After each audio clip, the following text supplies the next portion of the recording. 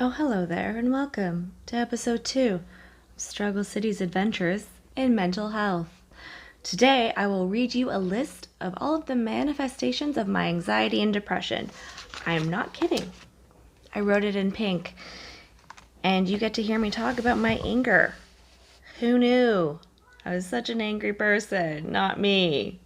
My family does, though. They love it. Just kidding.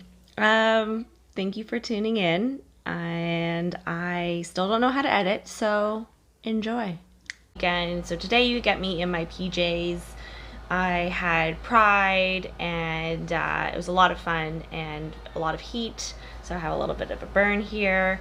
But I really wanted to stick with my plan to create another episode because tomorrow I'm finally able to see my family doctor.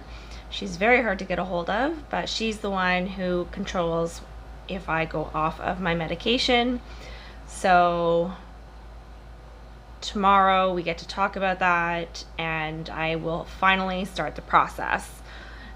What the process will look like is me at my current dose for one day, and then the next day half the dose, and then my full dose, half dose, full dose, half dose.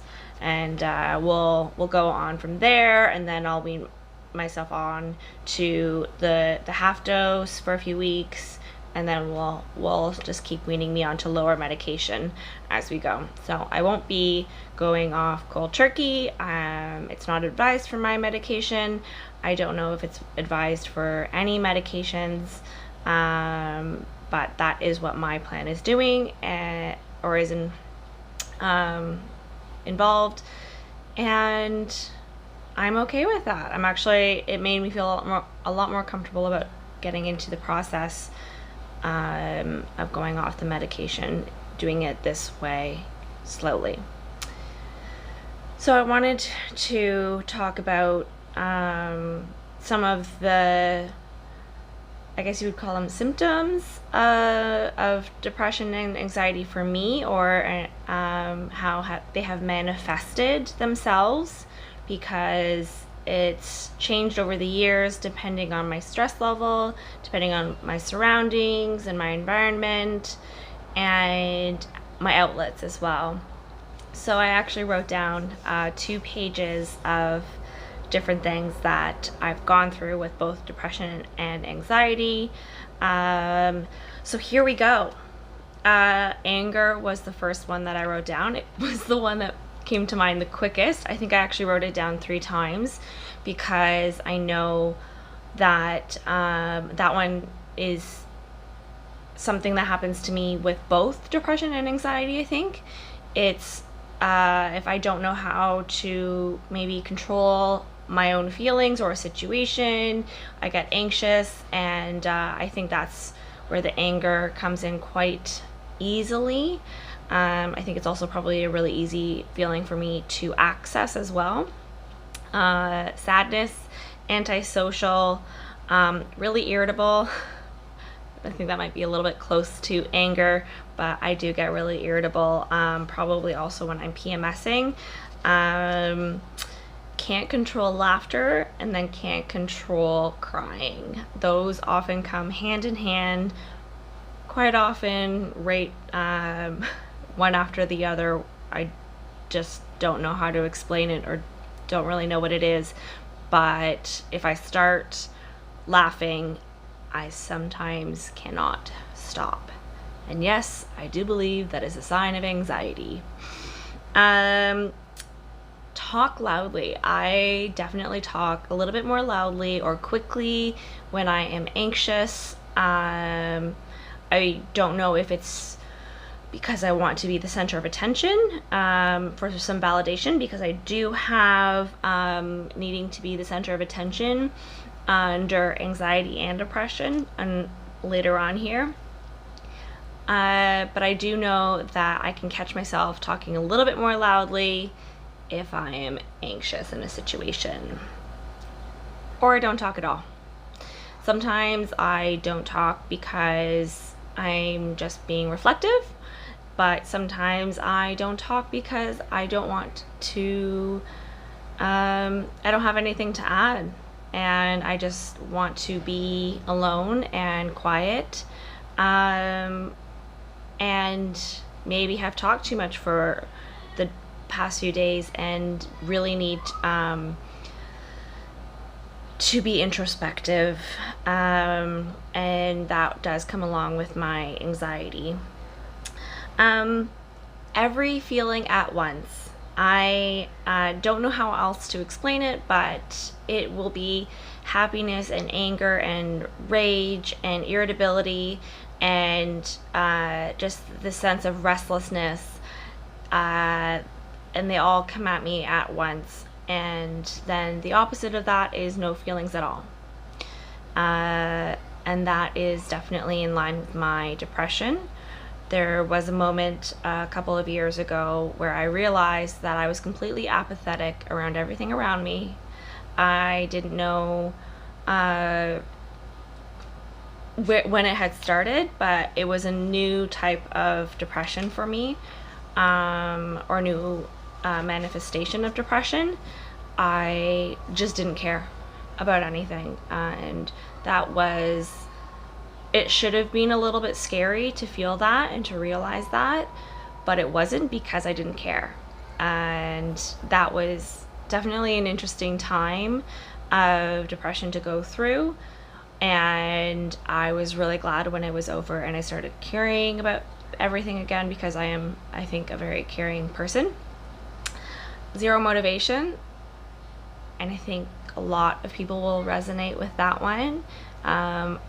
Just not having any energy at the beginning of the day or at the end of the day. You know, for me, sometimes it's because I have to put all of my energy into work or socializing, or if there's something that's important that's coming up, I pour all of my energy into it, and then I have none left for myself at the end of the day. So I've actually learned over the years, and being able to tell my friends and family that no, I don't have plans, but I can't make any plans. It's just a way to sort of save myself over the next, few days or weeks, because I need that time, that downtime, because otherwise I get very anxious and literally just lie on the couch staring at the wall. Overeating and no appetite. I definitely flip-flop through both. I think one, and they're both stress related and anxiety related. When I'm depressed, I don't eat as much, or I eat really shit, which I think a lot of people can deal with or can appreciate. Destructive behavior. For me, this comes in the format of, on the mild side, eating dairy products, because I'm lactose intolerant and dairy products are my favorite thing, so I'll eat a tub of ice cream.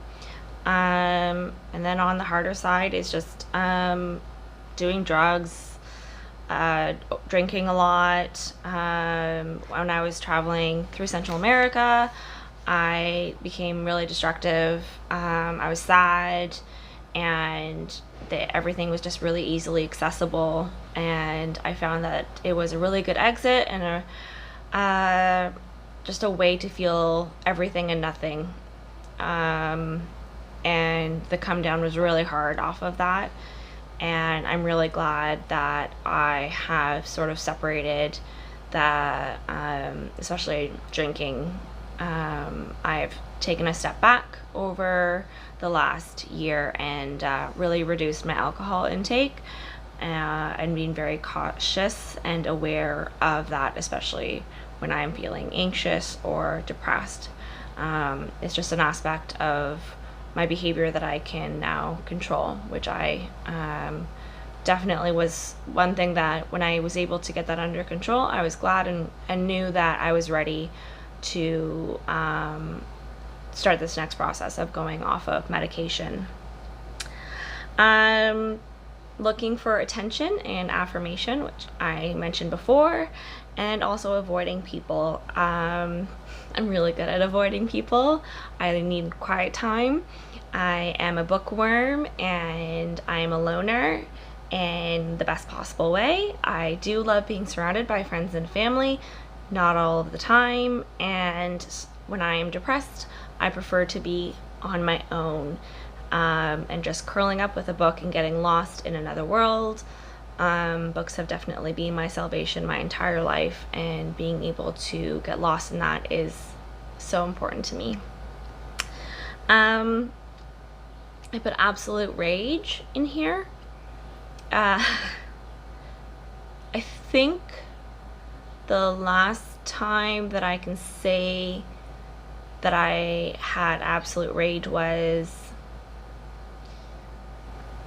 when I was in university at Ottawa. That stands out to me as a time in my life when I just had so much anger coursing through me down in the bottom of my pit, in the pit of my stomach, and it was very unhealthy. And I know my family might say that I have had rage more lately than that, but I'd like to call that one irritability. And that would lead me to the next one, and it's lashing out at the people that you are closest to. And we are all guilty of it, me especially, and some of my family gets the brunt of it, but I'm also the first person that will tell them that I love them and I appreciate them, and I hope that they know that it's me, not them, most of the time anyway. And then the two sides of the coin are overreacting at the little things and no reaction at all to big things. So I think my overreactions at the little things are the anxiety in me, and then no reaction at all to the big things are the depression in me, because I just can't handle it, and so I do not process it. And then the next few are physical signs of depression. The first one, stomach pains. This started when I was really young. I remember when I was overwhelmed at school, in like primary school, I would get these absolutely terrible stomach pains, and I would have to like call my mom and have her pick me up, and that definitely probably was compounded through high school. I had a lot of stomach issues that we never found any solution to, despite really gross tests. And then I added in grinding my teeth and clenching my jaw. It's something that I've definitely noticed, and then I carry a lot of stress in my back, and have been trying to work on that lately as well. But they're not only mental manifestations, but they are also very physical, and being aware of that now is definitely helpful.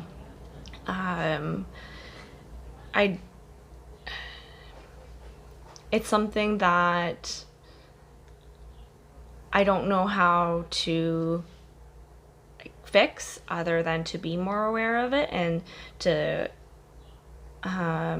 recognize those symptoms, and I don't know, try to fix it. Stop grinding your teeth, get your back cracked, which is what I do. Anyway, that's all I have for today. I want to keep these under 15 minutes. So I would also just want to show you guys these beautiful flowers that I got this weekend. Like, look at, these are from Coriander Girl. I absolutely love her. She's in Toronto, and she also has a place in Prince Edward County, and I'm a sucker for people who have farms in Prince Edward County, or really anywhere. She has little baby ducklings. So anyway, that's all I have. Thank you for listening. I saw that 2 people subscribed to my YouTube channel, which is probably the most exciting thing that will ever happen to me. Have a lovely weekend.